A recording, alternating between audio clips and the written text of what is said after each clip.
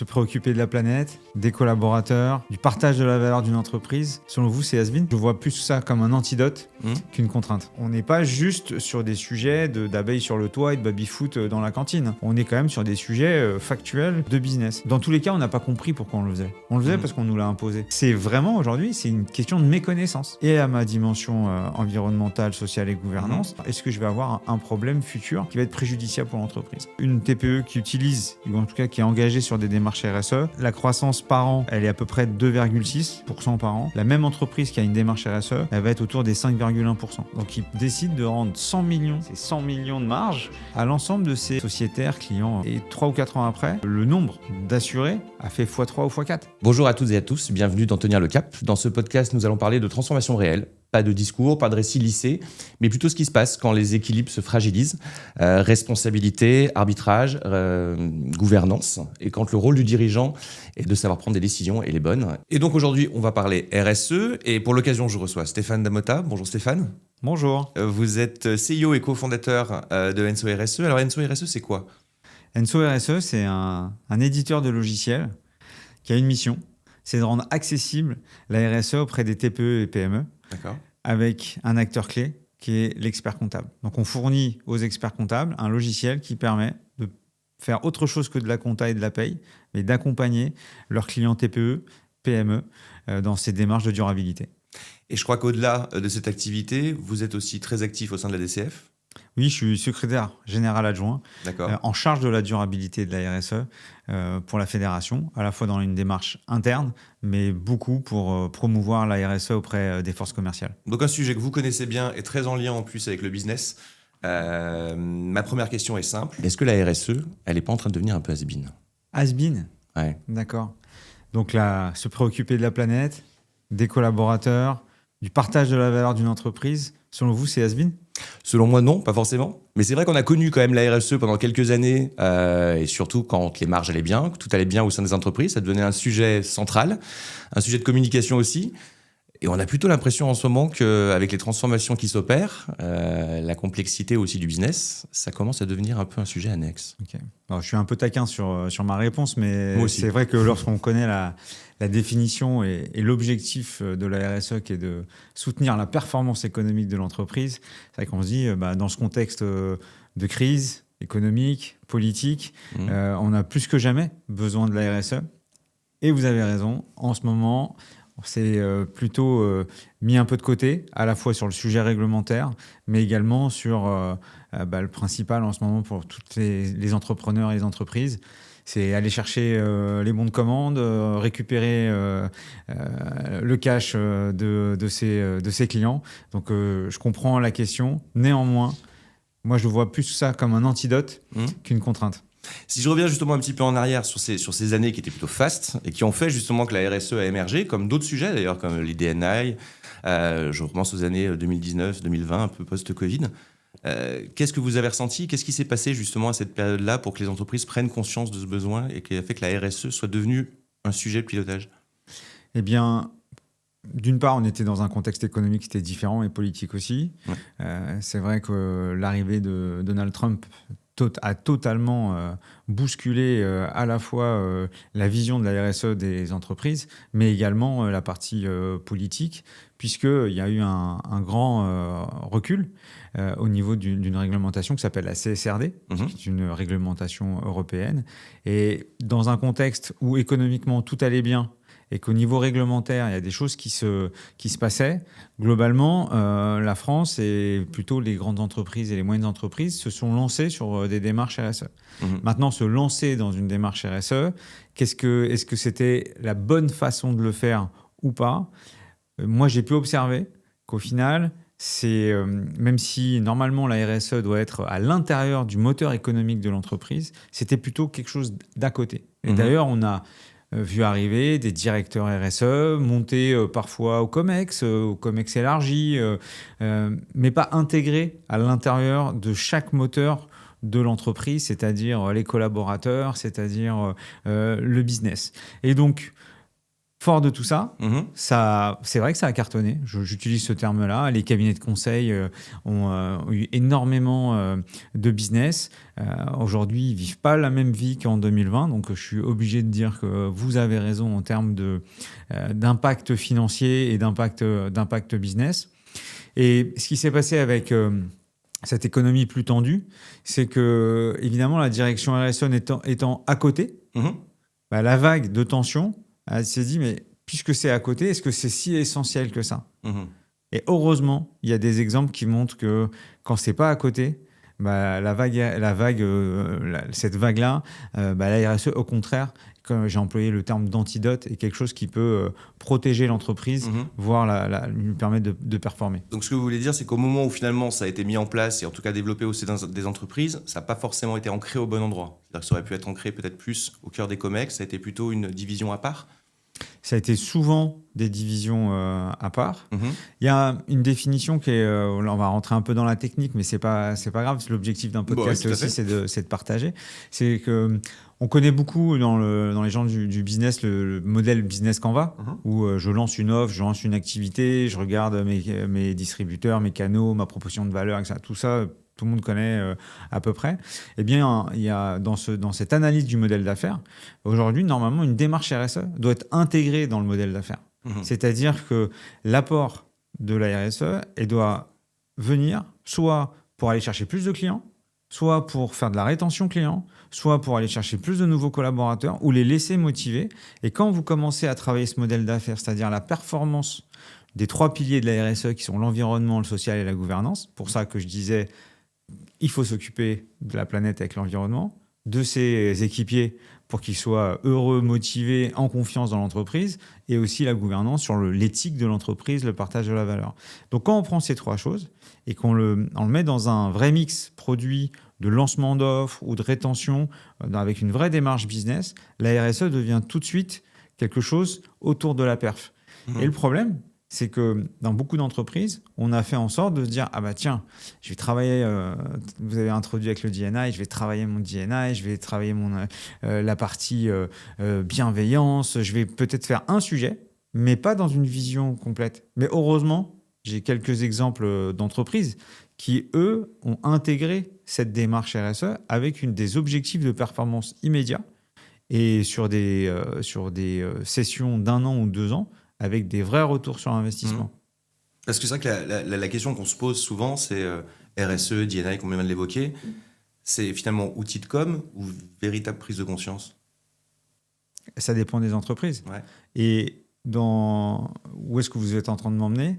C'est-à-dire de has-been, c'est devenu moins à la mode, etc. Effectivement, comme tout effet de mode, comme toute fast fashion, ceux qui l'ont utilisé uniquement comme moyen de communication ou de surcommunication ou voire de greenwashing, eux, c'est clair et net qu'aujourd'hui, on ne parle plus du RSE dans l'entreprise. Parce que ça n'a pas eu d'apport, ça n'a pas eu de retour sur investissement comme je disais tout à l'heure. Il y a une chose par rapport à ce côté has-been. Donc, chez Enso RSE, on est un éditeur de logiciels qui fait la promotion de démarches RSE auprès des PME. Beaucoup de nos clients ne parlent plus du mot RSE à cause de ce sujet has-been. En revanche, si vous parlez à l'entreprise en disant « Ok, est-ce que tu as des projets de financement ? D'aller chercher des subventions, de répondre à des appels d'offres publics. » Pour rappel, réglementation 22 août 2026, il y a 18 ou 19 critères obligatoires pour répondre sur les marchés publics maintenant. Donc, on n'est pas juste sur des sujets d'abeilles sur le toit et de baby-foot dans la cantine. On est quand même sur des sujets factuels de business. Quand vous parlez, et c'est votre spécialité, le recrutement et les talents, comment on va chercher des talents dans un contexte actuel sans qu'une entreprise partage la valeur, ait une mission et embarque ses collaborateurs. Donc, on enlève le mot RSE et on parle de performance, on parle d'aller chercher des choses qui sont concrètes. Et là, que je sois un artisan qui répond à des appels d'offres pour public sur des tout petits projets, mais qui a besoin de ces indicateurs, à la grande entreprise qui a fait un projet sur 3 ou 4 ans en limitant ses coûts, en ayant une démarche proactive par rapport à son aspect environnemental, notamment par rapport aux prochaines réglementations, là, on est dans le concret.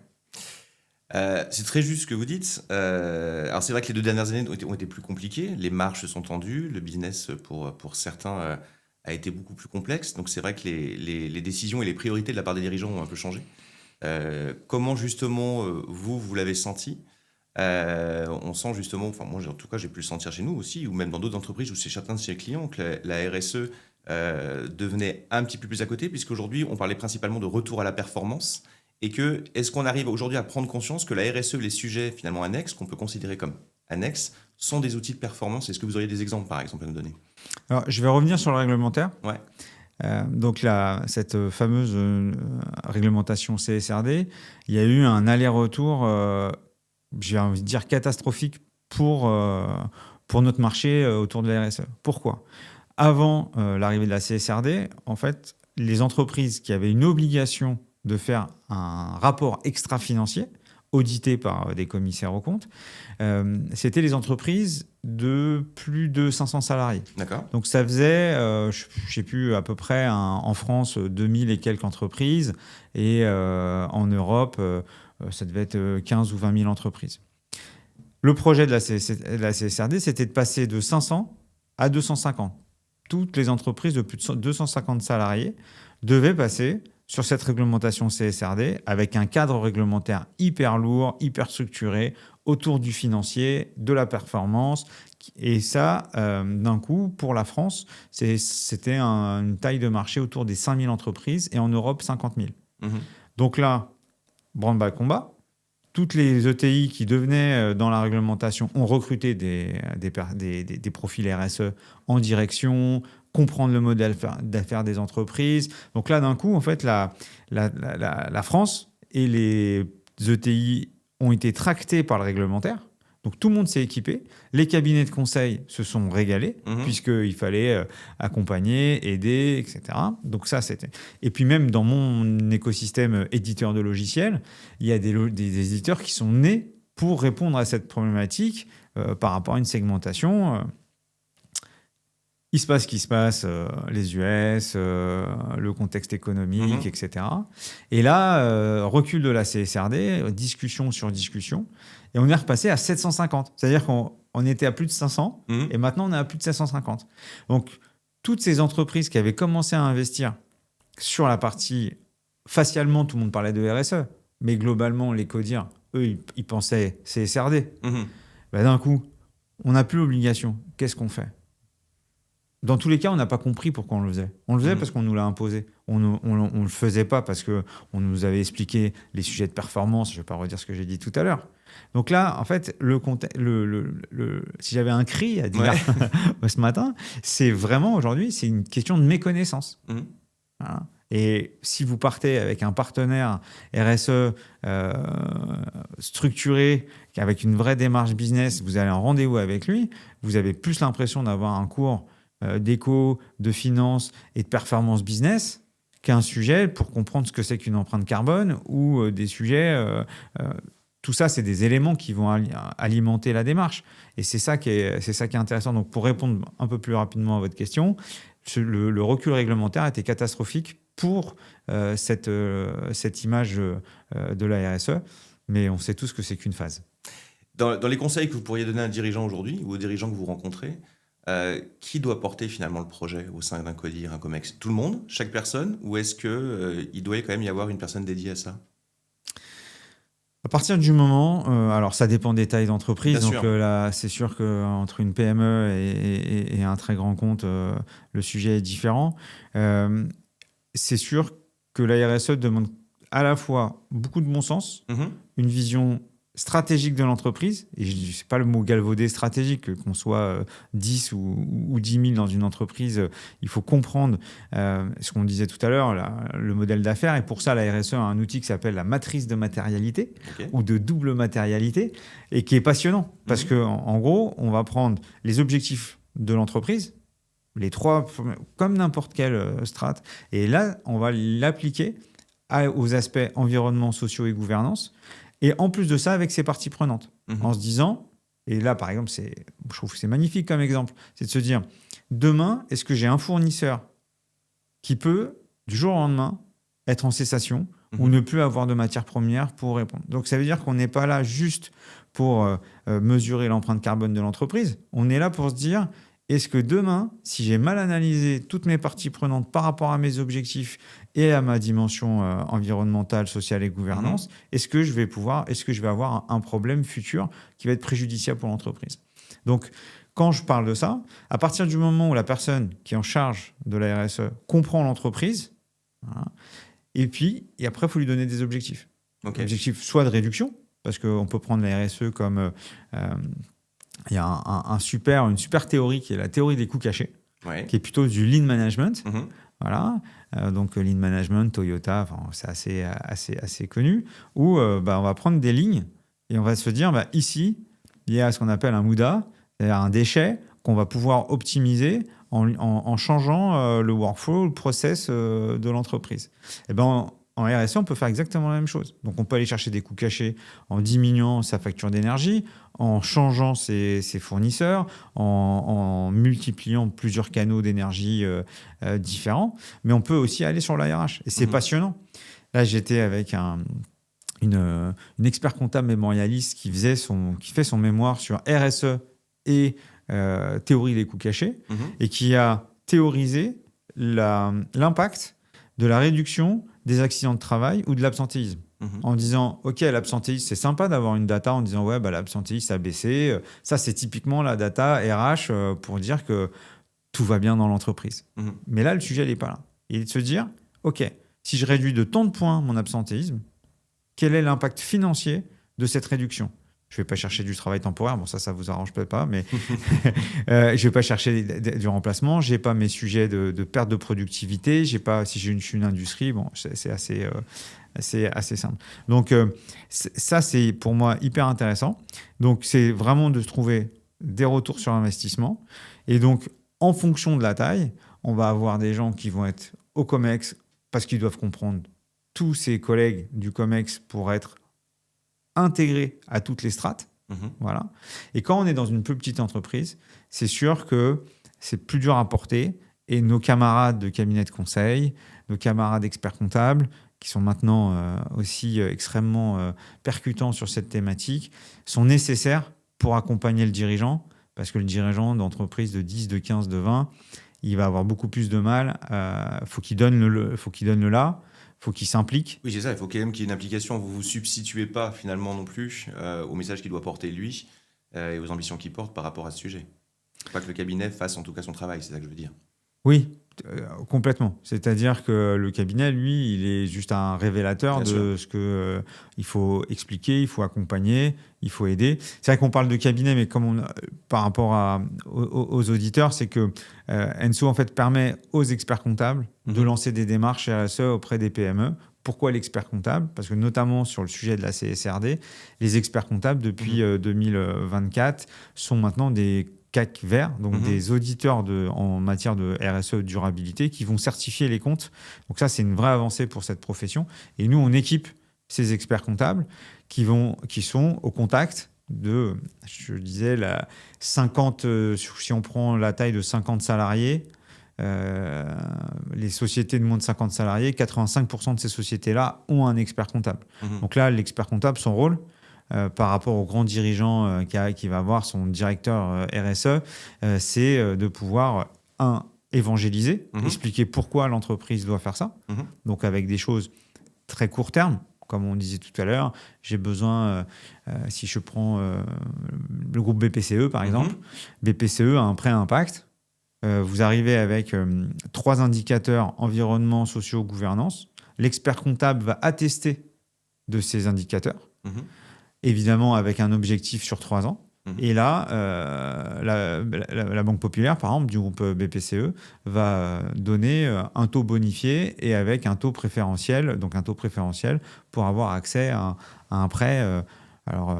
Évidemment, plus le projet a une dynamique durable, plus il sera accepté. Mais là, on est vraiment dans le concret lorsqu'on parle de ce type de taux bonifié ou de taux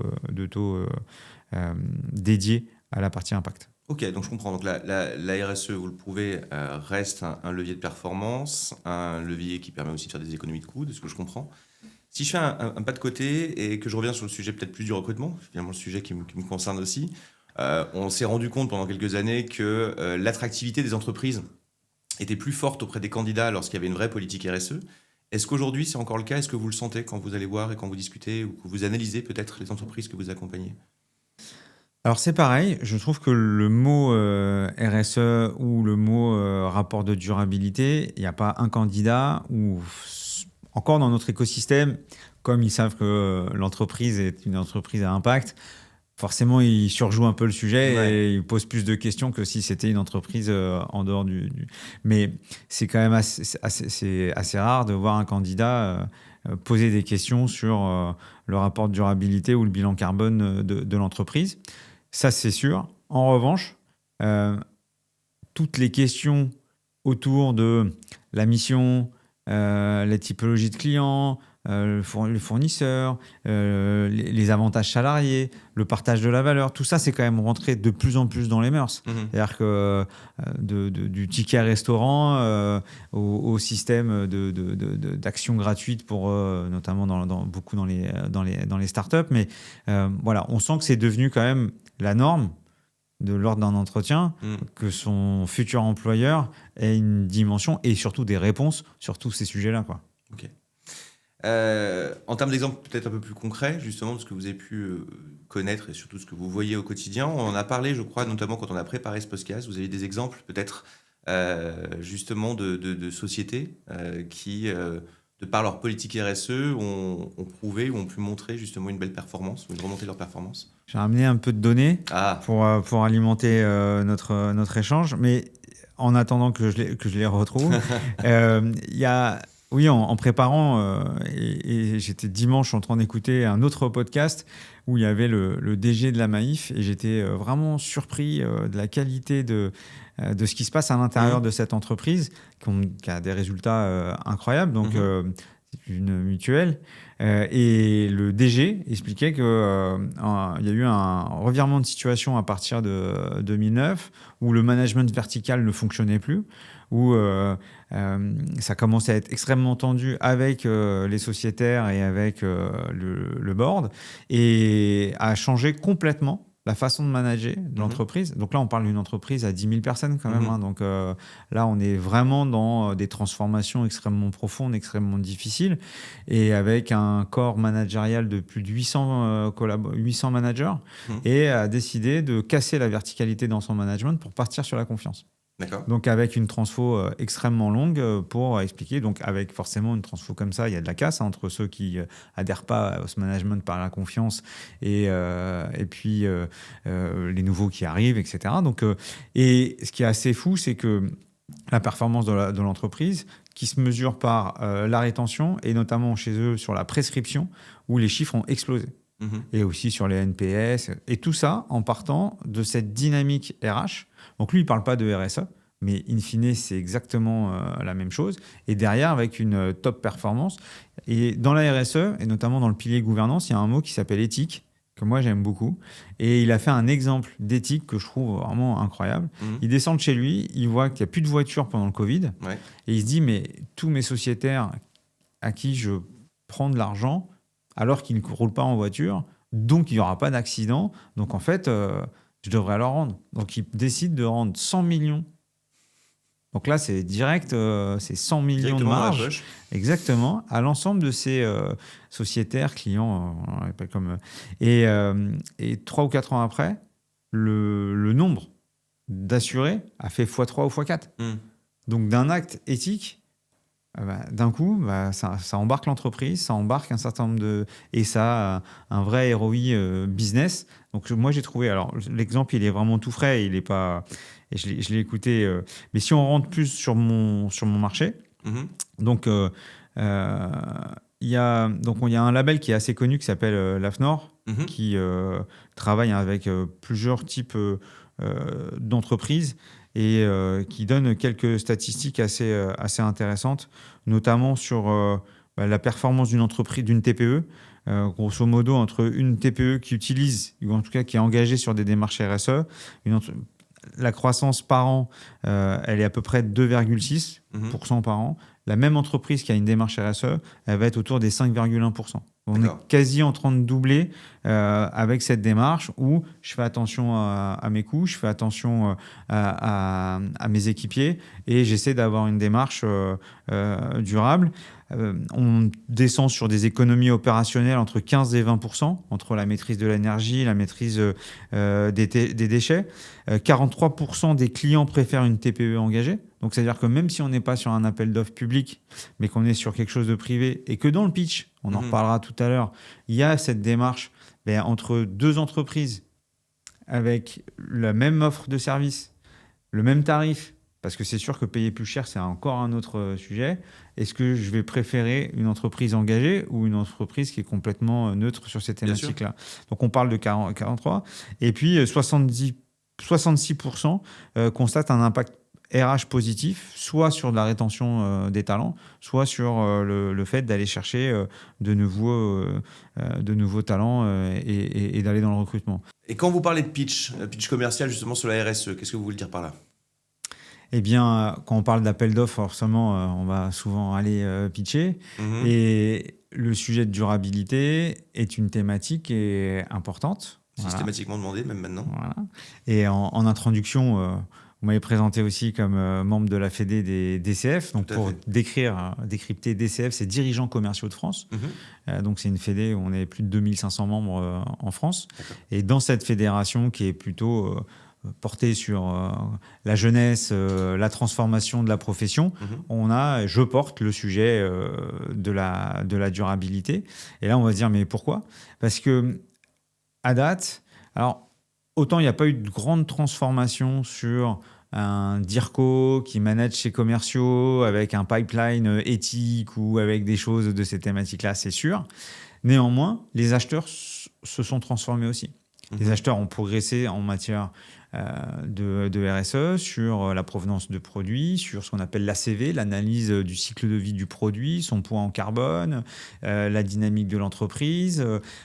Si jamais dans la direction achat, on a des sélections de fournisseurs où les fournisseurs doivent être responsables par rapport à la chaîne de valeur. Donc tout ça, c'est des choses qu'il faut expliquer aux commerciaux. Et même dans les codes. C'est-à-dire que demain, je vais pour pitcher sur un projet d'un sujet assez fort en matière de durabilité sur une entreprise hyper engagée. Je ne vais peut-être pas arriver avec le 4x4 diesel et habillé en fast fashion. Je grossis un peu le trait, mais c'est pour marquer. Il faut comprendre les codes et puis il faut aussi expliquer aux commerciaux ce que c'est que le poids carbone. Donc tout ça, c'est quelque chose qu'au DCF, on porte. Et notamment, on porte, je ne sais pas si vous connaissez la fresque du climat. Bien sûr. Voilà. Là, au DCF, on est en train de construire la fresque du commercial engagé pour expliquer aux forces commerciales l'importance de maîtriser ces codes et qu'aujourd'hui, c'est des codes qui sont essentiels. Je parlais tout à l'heure d'éthique, je reviens dessus, notamment sur l'impact. Il y a tous les mauvais petits canards dans les équipes commerciales qui vont aller chercher de la surmarge et qui vont faire un tarif qui n'est pas le tarif client pour aller chercher plus et tout. Ça, aujourd'hui, c'est la Croix-Rouge. Alors, ce n'est plus supportable par personne, que ça soit en interne comme en externe. Donc tout ça, c'est des démarches à apporter. Et c'est aussi faire comprendre. Et c'est ce qui est génial dans la fresque du climat, parce que c'est pas quelque chose de professionnel. Quand vous faites une fresque de climat, ça vous parle de vous, votre consommation de la viande, l'impact d'une vache. Enfin, je sais pas si vous vous rappelez de tous les sujets. C'est assez riche sur ces 2 ou 3 heures. Mais là, c'est la même chose. C'est-à-dire qu'on n'est pas là pour essayer de transformer l'individu, mais c'est lui dire, je vais te donner des clés pour que tu sois meilleur. Et quel commercial va se dire, ah non, je vais pas écouter ces arguments parce que ça me fait souvent sourire, c'est que, un sujet que vous connaissez bien, c'est les valeurs d'entreprise. Voilà. Je me rappelle en 2012, quand j'étais DIRCO à l'époque d'une entreprise, on avait fait la belle slide avec les valeurs de l'entreprise, on était un peu déjà à la pointe. J'avais pas un sales qui présentait les valeurs en rendez-vous. Aujourd'hui, dans notre presse commerciale, je crois que c'est la 4e slide. Ouais. Et mes commerciaux présentent avec plaisir et émotion les valeurs de l'entreprise. Parce qu'ils les incarnent peut-être maintenant plus. Ils les incarnent d'une part, et d'autre part, ils savent très bien qu'il y a une caisse de résonance par rapport à un public qui est un public, dans mon écosystème, un peu convaincu, mais sur la partie DCF, c'est un sujet qui est un sujet nouveau et qui est un sujet où il faut convaincre, il faut expliquer. C'est exactement tout ce qu'on s'est dit depuis tout à l'heure.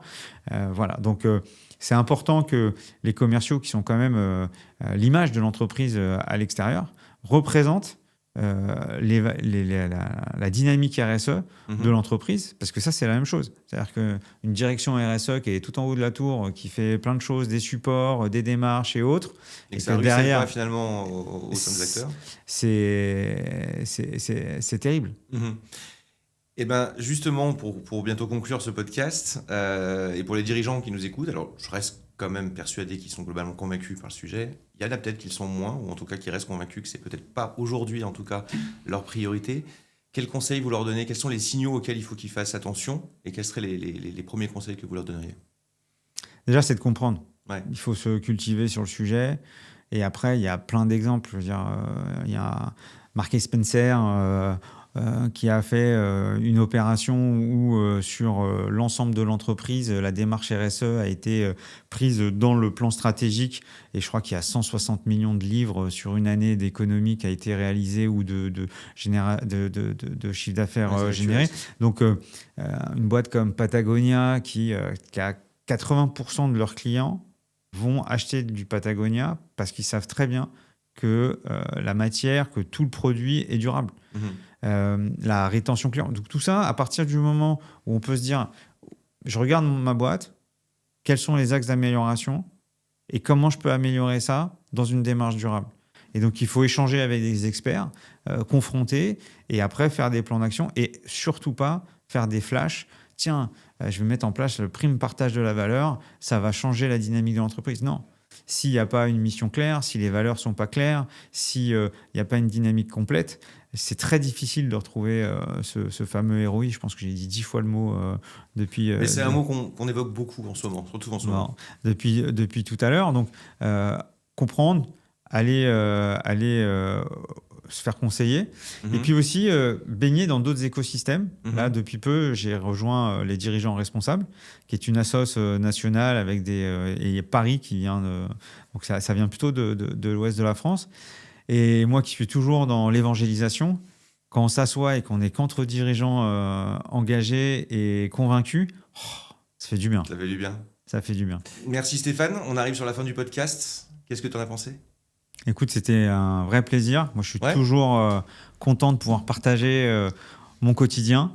C'est un combat où on évangélise beaucoup de choses. Et là, le fait d'être invité par vous, de parler à un auditoire d'ETI, de belles PME, je suis ravi d'avoir partagé mes quelques retours d'expérience. Eh ben, écoute, merci à toi. Moi-même, j'ai beaucoup apprécié. J'ai appris d'ailleurs plein de choses, donc merci. Et puis je pense qu'on est bien resté dans le cadre du but de ce podcast, en tout cas, d'aider les dirigeants aujourd'hui à prendre les bonnes décisions et en tout cas savoir gérer les priorités. Et donc on le comprend, la RSE en reste une aujourd'hui. Malgré ce qui peut se passer, ça restera toujours un levier de croissance. Donc merci à toi et à très bientôt. À bientôt.